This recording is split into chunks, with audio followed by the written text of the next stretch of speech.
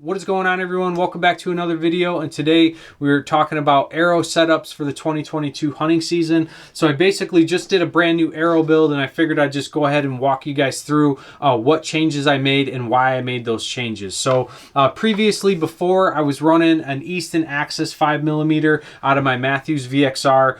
This was a 300 spine. It had a hit insert with 16 grains and then 125 grain head. Now the overall weight of this arrow was coming in at like 468, but unfortunately with a heavier grain per inch arrow, it's a lot harder to achieve front of center or a higher front of center. So I was coming in like right around 12% FOC, and I wanted to kind of change that or play around with that a little bit this year. I wanted to gain a couple extra percents and then also look at possibly reducing the overall weight of the arrow. And basically what I landed on is an Easton Axis 5mm, but it isn't a 340 spine. Now, we did front load these arrows with 50 grains of brass, so we got a lot up front compared to last year, but the way that we were able to achieve going with a lighter spined arrow and adding more weight up front is basically drastically shortening it. So this one was cut at 27¼ inches, whereas this one was cut at 26½ carbon to carbon. So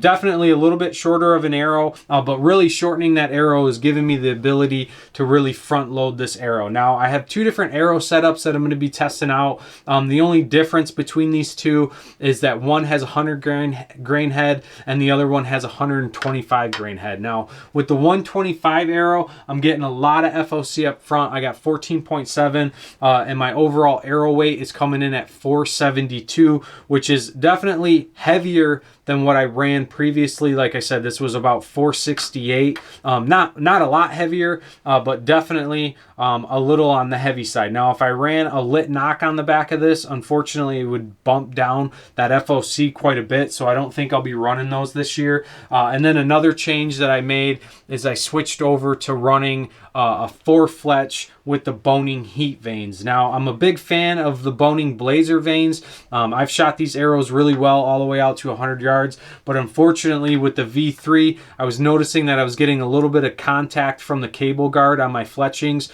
so I wanted to go with a little bit lower profile, and because of that lower profile, I decided to go with a 4-fletch just to get some better steering and stabilization from that arrow flight. Now, again, this arrow is coming in super heavy front of center, but it's also super heavy in weight. So the next arrow that we're going to be testing out is the exact same setup, Easton Axis 5mm 340 spine, 50 grains of brass up front, still running a 4-fletch, but with this one I'm running a 100 grain tip up front. Now the FOC on this arrow is 13.2%, but the overall arrow weight is actually 448. So it's going to be a super light arrow. It should fly really fast, should have a pretty flat trajectory, so it's going to be great for 3D tack and then also hunting. So super excited to run both of these. I figured it'd be a good video to kind of jump on here and let you guys know what type of arrows that I'll be running in the 2022 season. It seems to be a pretty popular question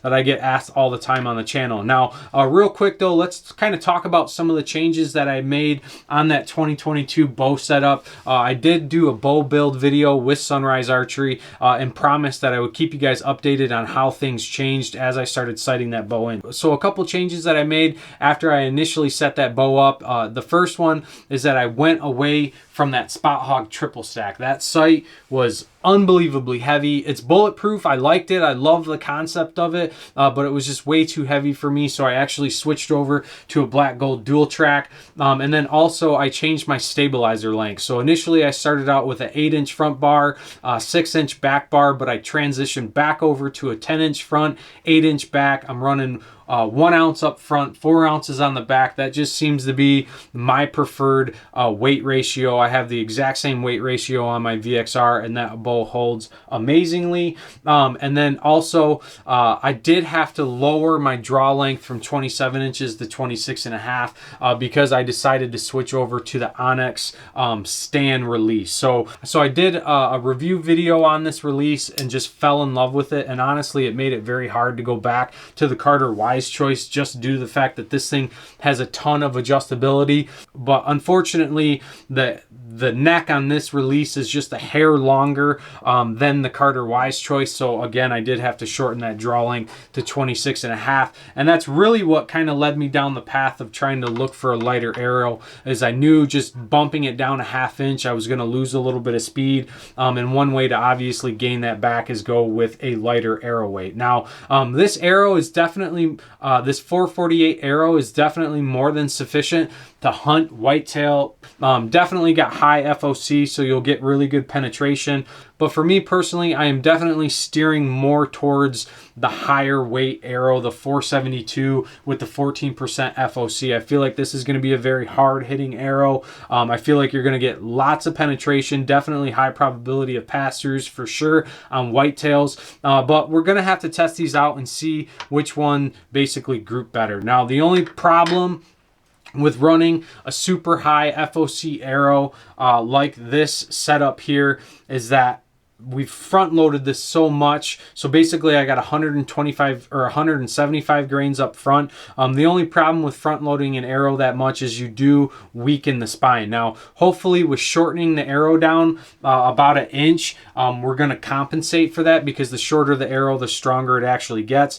But what I'm afraid of with this arrow setup is, being that we've got so much weight up front, there's a possibility that this arrow may not be able to restabilize in flight. So with all arrows, you're going to get a little bit of flex. They call that oscillation as the arrow leaves the bow. And as it leaves the bow, the spine weight, or the strength of the spine, helps overcorrect the arrow, or helps correct the arrow, so you can get a consistent arrow flight. Now, if your spine is too weak, it'll just basically never correct, and then you'll start to get some flyers. So really, we're going to have to shoot both of them and see which one groups better. If the 472 groups better, or groups equally to the 448, then basically what we're going to have to do is we're just going to have to go and shoot both of them through a chronograph and see what type of speeds we're looking at. If I can maintain speed anywhere from 266 to 270 with the heavier arrow, this will probably be the one that I run. However, if we're below that 265 mark, there's a couple things that obviously I could do. I could increase the poundage of my bow to 75, and I would still probably be okay to shoot this. We may have to cut maybe like another 1/4 inch off this, but like I said, we'll have to play around with these and see which one is going to group the best. All right, so that's going to wrap it up for this video. If you guys like this type of content, please leave me a comment below. We definitely like doing archery related videos. We like geeking out on archery gear, archery arrow builds. Like I said, if this is something that you guys like seeing, let me know below. We can also do more collaboration videos with Sunrise Archery. If there's anything else that you guys want to see more of, again, leave me a comment below. If this is not something that you like seeing, also leave me a comment below and give me a recommendation as to what it is you want to see. We want to make sure that we're producing content that you guys are going to watch, so your guys' feedback is greatly appreciated. But other than that, please remember to subscribe to the channel before you leave. And if you guys have not checked out MichiganAmbushoutdoors.com, please go over there. We do have some merch available, and your guys' purchases of that merch greatly supports this channel, keeps us doing what we're doing. Till next time, stay safe, stay healthy. We'll see you on the next one.